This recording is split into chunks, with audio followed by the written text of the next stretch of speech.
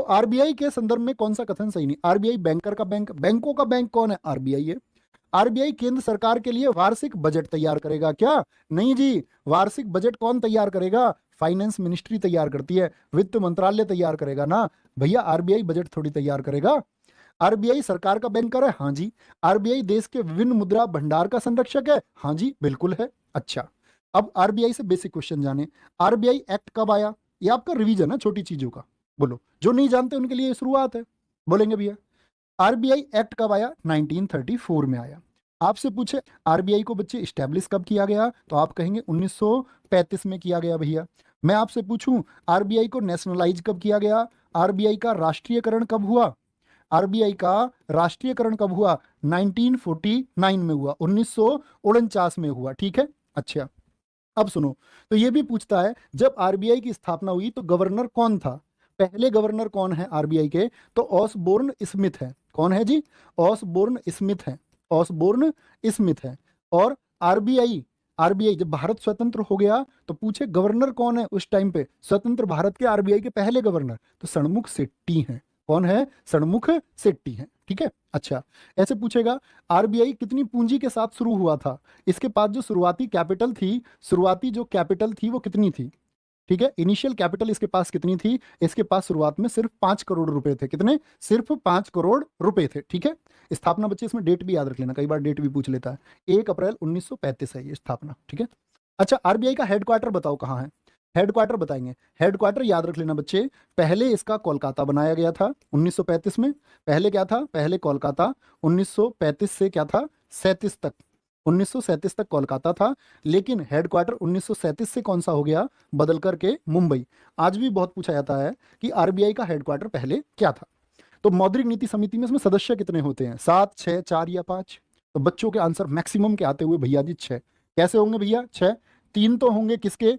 केंद्र सरकार की तरफ से, सेंट्रल गवर्नमेंट की तरफ से होते हैं 3 सदस्य तो बच्चे। और 3 सदस्य किसकी तरफ से होते हैं? आरबीआई की तरफ से होंगे, ठीक है, आरबीआई की तरफ से। लेकिन इन 6 में से अध्यक्ष कौन होगा? जो आरबीआई का गवर्नर होगा। कौन होगा? आरबीआई का जो गवर्नर होगा। अच्छा, आरबीआई के वर्तमान गवर्नर कौन है? बोलेंगे रिजर्व बैंक ऑफ इंडिया के वर्तमान गवर्नर हैं शक्तिकांत दास। बताओ कौन से नंबर के गवर्नर हैं? शक्तिकांत दास कौन से नंबर के गवर्नर हैं? एक याद रख लेना, मुख्य वित्त अधिकारी कौन है आरबीआई के? क्या बोलेंगे? चीफ फाइनेंसिंग ऑफिसर, सीएफओ बोलते हैं, चीफ फाइनेंसिंग ऑफिसर। सीएफओ कौन है? तो क्या बोलोगे? सुधा बालकृष्णन है। कौन है? सुधा बालकृष्णन है, सुधा बालकृष्णन। आपसे कभी भी पूछे रिजर्व बैंक में उप गवर्नर कितने होते हैं? वाइस या डिप्टी गवर्नर कितने होते हैं? 4 होते हैं, 4 होते हैं। कितने होते हैं? सदस्य कितने होते हैं? केंद्रीय निदेशक मंडल में जो सेंट्रल डायरेक्टर बोर्ड होता है बच्चे, सेंट्रल डायरेक्टर बोर्ड होता है, इसमें कितने सदस्य होते हैं? How many members in central director board? कितने होंगे? 21 सदस्य होंगे। कितने होते हैं? 21 मेंबर्स इसमें होते हैं। तो कुल मिलाकर के 6।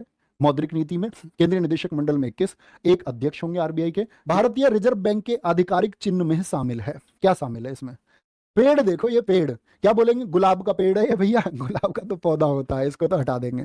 बरगद का सा तो बिल्कुल नहीं लग रहा जी, पीपल का सा बिल्कुल नहीं लग रहा। रोज देखते थे, नाम आज पता चला है, पाम ट्री है, ताड़ का वृक्ष है। कैसा वृक्ष है बच्चे? ये भैया जी ताड़ का वृक्ष है, ठीक है। और पशु कौन सा है? तो पशु याद रख लेना, रॉयल बंगाल टाइगर। क्या बोलोगे? रॉयल बंगाल टाइगर पशु है, ठीक है। रॉयल बंगाल टाइगर हमेशा से नहीं था, ठीक है। पहले कौन था इसमें? पहले शेर हुआ करता था, पहले शेर था, उसकी जगह पे बनाया गया। पूछ ले कभी पहले कौन सा जानवर हुआ करता था? तो पहले लॉयन था, ठीक है। अब कौन है? अब रॉयल बंगाल टाइगर है। इसका राष्ट्रीयकरण कब हुआ? तो क्या बोलोगे भैया जी? 1 जनवरी 1949 को, और 1 अप्रैल 1935 को इसको बनाया गया था। आरबीआई का डिजिटल लेन देन का नारा, डिजिटल लेन देन का नारा क्या है? नारा, और फिर आरबीआई तुम्हारी उंगलियों पे, क्या बोलोगे?